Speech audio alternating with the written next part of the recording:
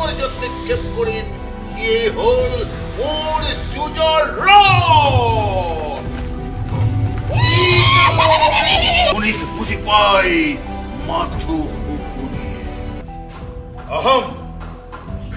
শকুনি, অহম শকুনি। ৰাষ্ট্ৰৰ এই শকুনিৰ বৃদ্ধ পিতৃ ভাতৃৰ ওপৰত খঙৰ কাৰণ কি? শকুনিৰ প্ৰতিশোধৰ কাৰণ কি? শক্তি নাই তাক নিৰ্বাপিত কৰে। স্বাগতম জানাইছো পোহৰ লাইভ ভেটৰ এই প্ৰতিবেদনৰ মাজলৈ। প্ৰিয় দৰ্শকসকল, মই বৰ্তমান উপস্থিত আছো ঐতিহাসিক যি যোৰহাট থিয়েটাৰত মই বৰ্তমান উপস্থিত আছো। আৰু আপোনালোকে দেখিছে মোৰ পাছফালে এখন বেনাৰ লগা আছে। আৰু যোৰহাটৰ এই ঐতিহাসিক যোৰহাট থিয়েটাৰতে অহা 10 আৰু 11 ফেব্ৰুৱাৰীত এখনি নাটক মঞ্চস্থ হ'বলৈ আগবাঢ়িছে। বিশিষ্ট নাট্যকাৰ পৰিচালক গুণাকৰ দেৱ গোস্বামীৰ পৰিচালনাৰে, ৰূপকুমাৰ বৰাৰ নিজা ৰচনাৰে অহম শকুনি, অহম শকুনি নাটকখনি মঞ্চস্থ কৰা হ'ব। আৰু এই নাটকখনিৰ যি সংগীত কৰিছে মানসজ্যোতি বৰা, যোৰহাটৰ সংগীত জগতখনৰ এখন চিনাকি নাম মানসজ্যোতি বৰা বুবুদা। লগতে পৰিচালনা সহযোগী ৰূপে আছে বীৰেঞ্চি দত্ত। আৰু ইতিমধ্যে ভিতৰত এই যে অহা 10 আৰু 11 তাৰিখে সুন্দৰ নাটকখনি মঞ্চস্থ হ'ব, তাৰ আখৰা ইতিমধ্যে চলি আছে। বিশিষ্ট নাট্যকাৰ পৰিচালক গুণাকৰ দেৱ গোস্বামী আছে, আমি তেওঁৰ সৈতেও কিছু কথা পাতিবলৈ চেষ্টা কৰিম। আৰু যি ইয়াৰ নাট্যকাৰ ৰূপকুমাৰ বৰা আছে, তেখেতৰ সৈতে আমি কিছু কথা পাতিবলৈ চেষ্টা কৰিম। আমি পোনে পোনে আখৰাৰ কিছু দৃশ্যাংশ আপোনালোকক দেখুৱাই দিব বিচাৰিছোঁ। শকুনি হস্তিনাপুৰলৈ কিয় আহিছিল?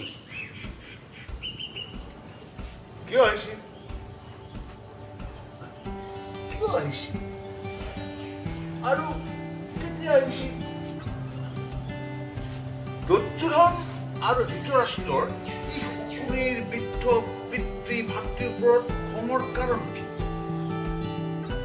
শকুনিৰ প্ৰতিশোধৰ কাৰণ কি? এইবিলাক কৌতূহলী প্ৰশ্ন যুগান্তৰ। এটি দুটি পতংগতাৰ জাহ দিছে, কাৰো শক্তি নাই তাক নিৰ্বাপিত কৰে, কাৰো শক্তি নাই তাক নিবাৰণ কৰে।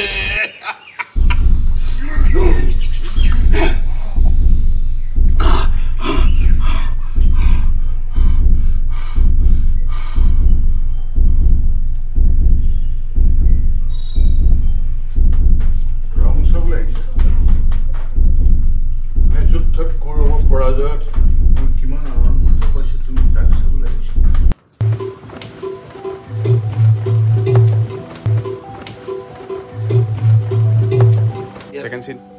এইখনেই মোৰ ধনু, যি মই পাহাৰ তাতিম। আৰু এইবোৰেই মোৰ ধনুৰ বাণ, যি মই পাহাৰ কুটি চলাম। কৰিম সিয়ে হ'ল মোৰ যুঁজৰ ৰথ।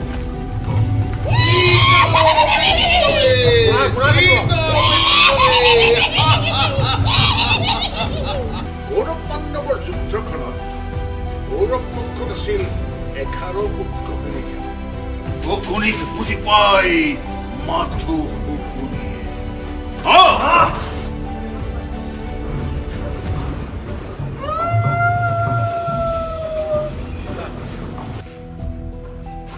অহম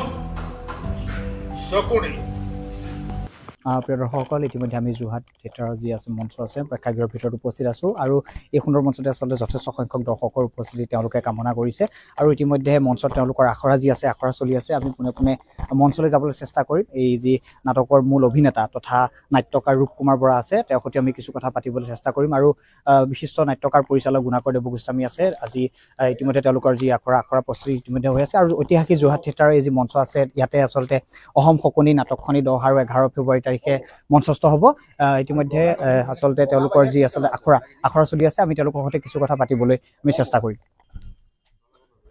প্ৰিয় দৰ্শকসকল, মোৰ লগত দেখিছে আপোনালোকে বিশিষ্ট নাট্যকাৰ পৰিচালক গুণাকৰ দেৱ গোস্বামী আছে। আৰু অহা 10 আৰু 11 তাৰিখে ঐতিহাসিক যোৰহাট থিয়েটাৰৰ যি অহম শকুনি নাটকখনি মঞ্চস্থ হ'ব, তেওঁ পৰিচালনা কৰিছে। আমি আপোনাৰ পৰা জানিবলৈ চেষ্টা কৰিম এই নাটকখনলৈ কেনেদৰে আশাবাদী আৰু ৰাইজে কেনেধৰণৰ বাৰ্তা এই নাটকখনৰ পৰা পাব। মহাভাৰতৰ কাহিনী লৈ বিভিন্ন পৰীক্ষা নিৰীক্ষা হৈ আছে, গোটেই বিশ্বত হৈ আছে।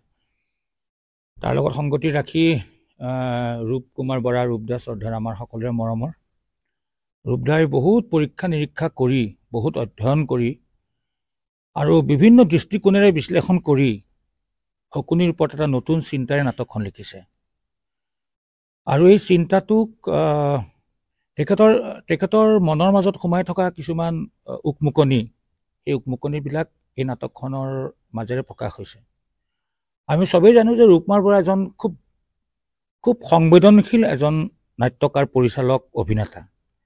গতিকে সেই তেখেতৰ যিটো সংবেদনশীলতা সেই সংবেদনশীলতাটো বৰ সুন্দৰভাৱে তেখেতৰ লিখনিত প্ৰকাশ হৈছে আৰু তাৰপিছত যেতিয়া তেখেতে মোক নাটকখন পৰিচালনা কৰিবলৈ দিলে গতিকে মোৰ কাৰণে এটা ডাঙৰ চেলেঞ্জে আছিল কাৰণ মহাভাৰতৰ বিভিন্ন চৰিত্ৰৰ ওপৰত ইতিমধ্যে বহুতখিনি কাম কৰা হৈছে কিন্তু শকুনিৰ ওপৰত এই ধৰণৰ চিন্তা চৰ্চা খুব কম অসমতে হোৱা নাই মই যিটো মোৰ সীমিত অভিজ্ঞতাৰে মই ক'ব খোজোঁ যে গণেশ গগৈৰ শকুনিৰ প্ৰতিশোধখনৰ পিছত শকুনিক লৈ এটা নতুন চিন্তা চৰ্চা হৈছে যিটো আজিলৈকে কোনো সাহসো আচলতে কৰা নাছিল এইটো এটা ডাঙৰ সাহস কাৰণ আজিৰ পটভূমিত শকুনিক লৈ আমি সকলোৱে ভাওনাত শকুনি দেখি থাকোঁ আৰু আমি শকুনি মানে এটা নিগেটিভ চৰিত্ৰ শকুনি মানে এটা বেয়া মানুহ শকুনি মানে কেৱল হাতখনে এনেকৈ পকাই পকাই কথা কয় এই গোটেই কনচেপ্টটো আঁতৰাই পেলাই এই গোটেই শকুনিৰ প্ৰতি থকা ধাৰণাটোক আঁতৰাই এটা নতুন দৃষ্টিকোণেৰে শকুনিক চাবলৈ বিচৰা হৈছে গতিকে এতিয়া মইতো খুবেই আশাবাদী যে এই নাটকখনে প্ৰথম কথা হৈছে নাটকৰ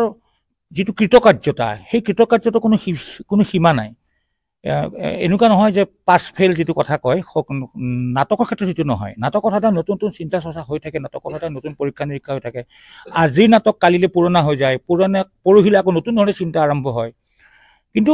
সেই দৃষ্টিকোণৰ পৰা আজিৰ দৰ্শকক চিন্তাৰ খোৰাক যোগাবলৈ সক্ষম হ'ব এইটো মোৰ দৃঢ় বিশ্বাস আজিৰ সামাজিক ৰাজনৈতিক অৰ্থনৈতিক যিটো পটভূমি সেই পটভূমিত এই নাটকখন খুব প্ৰাসংগিক আৰু আমি আশা কৰিছোঁ এইটো এটা টিম ৱৰ্ক সকলোৱে যথেষ্ট কষ্ট কৰিছে ইয়াত পোহৰৰ দায়িত্বত থকা যিজন মানুহ বা মিউজিকৰ যিজন মানুহ বা সহশিল্পীসকল প্ৰডাকশ্যন কণ্ট্ৰলাৰ মোৰ লগত বিৰিঞ্চি আছে বাকী মোৰ লগত এটা টিম আছে গোটেই মানুহখিনিয়ে যথেষ্ট কষ্ট কৰিছে আৰু যথেষ্ট দীঘলীয়া এটা পৰিক্ৰমা হৈছে আমাৰ নাটকখনক লৈ এইটো এটা আচলতে নাটকৰ এইটো এটা প্ৰজেক্ট বুলি ক'ব পাৰি ইটছ এ প্ৰজেক্ট গতিকে আশা কৰিছোঁ নাটকখন মানুহে ভাল পাব আৰু মানুহে নতুন চিন্তা এটা পাব নাটকখন লৈ আৰু আমি ভাবিছোঁ যে এইটো প্ৰডাকশ্যনে শেষ নহয় নাটকখন এইখন যিহেতু এটা প্ৰজেক্ট গতিকে এইটো এক্সপেৰিমেণ্ট হৈ থাকিব আমি প্ৰথম এইটো প্ৰিমিয়াৰ আচলতে প্ৰিমিয়াৰৰ পিছত আশা কৰোঁ নাটকখন মানুহে ভাল পাব আৰু ইয়াৰ পিছত আমি আকৌ বেলেগ ধৰণে চিন্তা কৰোঁ নাটকখন লৈ গতিকে মই সমূহ দৰ্শকক সমূহ ৰাইজক যোৰহাটবাসী ৰাইজক অনুৰোধ কৰিছোঁ আপোনালোকৰ মাধ্যমেৰে যে 10 আৰু 11 তাৰিখে আহিব আমাক উৎসাহিত কৰিব নিশ্চিতভাৱে প্ৰিয় দৰ্শকসকল অহা 10 আৰু 11 তাৰিখে এই ঐতিহাসিক যোৰহাট থিয়েটাৰ হলত নাটকখনি মঞ্চস্থ হ'ব আমাৰ লগত এই নাটকখন নাট্যকাৰ তথা অভিনেতা ৰূপকুমাৰ বৰা আছে আমি তেখেতৰ পৰা জানিবলৈ চেষ্টা কৰিম তেখেতে এই অসম শকুনি নাটকখনিৰ মূল অভিনেতা গতিকে প্ৰথমে নাটকখনৰ বাবে আপোনাক শুভেচ্ছা জনাইছোঁ আৰু কেনেদৰে আশাবাদী আপুনি ধন্যবাদ আশাবাদী মানে মোৰতো সপোন 5 বছৰীয়া সপোন এটা মই লৈ খেলিছোঁ সপোনটো দেখাৰ পিছত সপোনৰ ৰিজাল্টটো কি হয় মই নাজানো আশা কৰিছোঁ ভাল হ'ব এনেকেই মই আচলতে কথা হ'লগৈ কি আজি 50 বছৰ মই নাটকৰ লগত জড়িত নাটক লিখোঁ কেতিয়াবা পৰিচালনাও কৰোঁ কিন্তু মই শেষত শিকি জানিলোঁ যে মই কাহানিও নাটকৰ কাৰণে প্ৰশিক্ষণ লোৱা নাছিলোঁ শিকা নাছিলোঁ নিজৰ মই কোনোবা এজন ভাল পৰিচালকৰ আণ্ডাৰতে কৰোঁ সেইখিনিতে কামটো এতিয়া শিকা হয় মই ভাবিলোঁ যে মই নাটক শিকিব লাগে নতুন সোৱাদ এটা ল'ব লাগে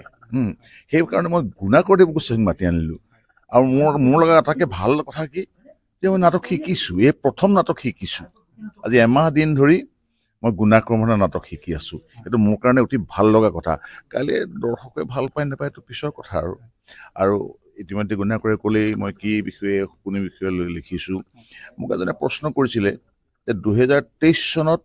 শকুনিৰ প্ৰাসংগিকতা কি ইমান ধুনীয়া গণেশ গগৈৰ এখন শকুনি প্ৰতিশোধ ইমান এখন ধুনীয়া নাটক আছে একদম সত্য কথা সেইজোপা বৰগছ গণেশ গগৈৰ শকুনি বৰগছ মই সেইজোপাতে লতা বগাই এই 2023 চনৰ প্ৰাসংগিক হয় বুলি ভাবিয়েই নাটকখন লিখিছোঁ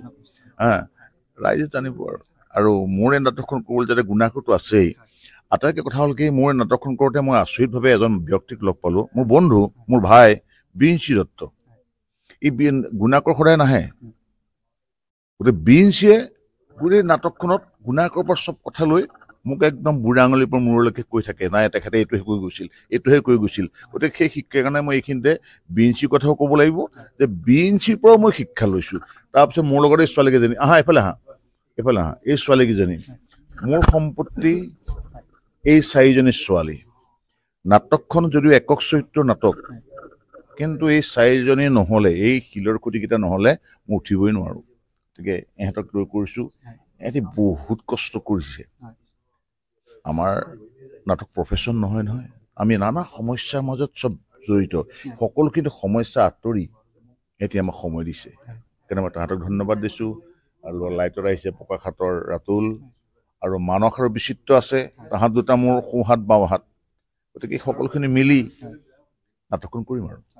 নিশ্চিতভাৱে আমাৰ তৰফৰ পৰা শুভেচ্ছা জনাইছোঁ প্ৰিয় দৰ্শকসকল অহা 10 আৰু 11 তাৰিখে অসম শকুনি মঞ্চস্থ হ'ব গতিকে আপুনিও আহিব পাৰে এক নতুন দৃষ্টিকোণৰ পৰা শকুনি মঞ্চস্থ হোৱা এই নাটকখনি চাবলৈ গতিকে যোৰহাট থিয়েটাৰ 10 আৰু 11 তাৰিখে আপোনাৰ উপস্থিতি তেওঁলোকে একান্তই কামনা কৰিছে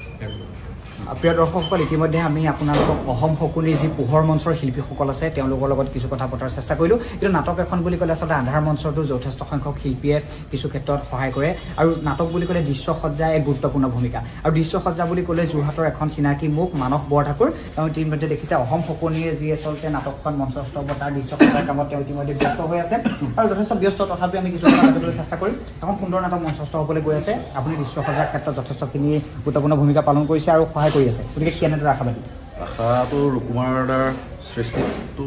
সন্দেহৰ থল নাথাকে ৰুকুমাৰ দাই বহুত চৰ্চা কৰি আচলতে এই অসম শকুনি নাটকখন লিখি উলিয়াইছিল